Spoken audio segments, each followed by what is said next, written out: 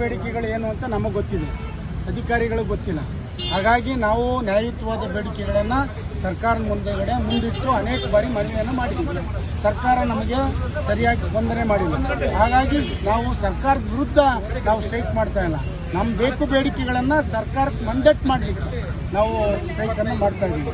ಇವತ್ತು ಸುಮಾರು ಒಂದು 50,000ಕ್ಕೂ ಹೆಚ್ಚು ಶಿಕ್ಷಕರು ಶಾಲೆ ಮುಚ್ಚಿ ಬರ್ತಾ ಇದ್ದಾರೆ. ಸೊ ಹಾಗಾಗಿ ನಮ್ಮ ನ್ಯಾಯಯುತ ಬೇಡಿಕೆಗಳಾದಂಥ ಪದವೀಧರರ ಬೇಡಿಕೆಗಳು, ಮುಖ್ಯೋಪಾಧ್ಯಾಯರ ಬೇಡಿಕೆಗಳು, ಮತ್ತು ನಾವು PST GPT ಅಂತ ಏನು ಮಾಡಿದ್ದೀವಿ ಇದನ್ನೆಲ್ಲ ತೆಗೆದು ದಯಮಾಡಿ 1ರಿಂದ 8ನೇ ತರಗತಿ ಪಾಠ ಮಾಡ್ತಕ್ಕಂಥ ಎಲ್ಲರೂ ಪ್ರಾಥಮಿಕ ಶಾಲಾ ಶಿಕ್ಷಕರು ಅಂತಕ್ಕಂಥ ಒಂದು ನಾಮದಡಿಯಲ್ಲಿ ಹೋಗಬೇಕು ಅಂತಕ್ಕಂಥ ಒತ್ತಾಯವನ್ನು ಮಾಡ್ತಾರೆ. ಓಕೆ, ಈಗ ನಾಳೆ ಎಲ್ಲಿ ಎಷ್ಟೇ ತರಗತಿಯಿಂದ ಎಷ್ಟೇ ತರಗತಿ ತನಕ ಶಾಲೆಗಳು ಬಂದಾಗ ಸರ್ 1ರಿಂದ 8ನೇ ತರಗತಿವರೆಗೆ ಕೆಲಸ ಮಾಡ್ತಕ್ಕಂಥ ಎಲ್ಲ ಪ್ರಾಥಮಿಕ ಶಾಲಾ ಶಿಕ್ಷಕರು ಶಾಲೆಯನ್ನು ಬಂದ್ ಮಾಡಿ ಬರ್ತಾ ಇದ್ದಾರೆ. ಎಷ್ಟು ಜನ ಇದ್ದಾರೆ sir over all Karnataka? Sir 1,36,000 ಜನ ಇದೆ. ಬೆಂಗಳೂರಲ್ಲಿ ಈಗ ನಾಳೆ ಎಷ್ಟು ಜನ ಸೇರ್ತಾರೆ ಸರ್? ನಾಳೆ ಕನಿಷ್ಠ ಅಂದ್ರೆ 1,00,000 ಜನ ಸೇರ್ಬೋದು ಅಂತ ನಿರೀಕ್ಷೆ ಇದೆ.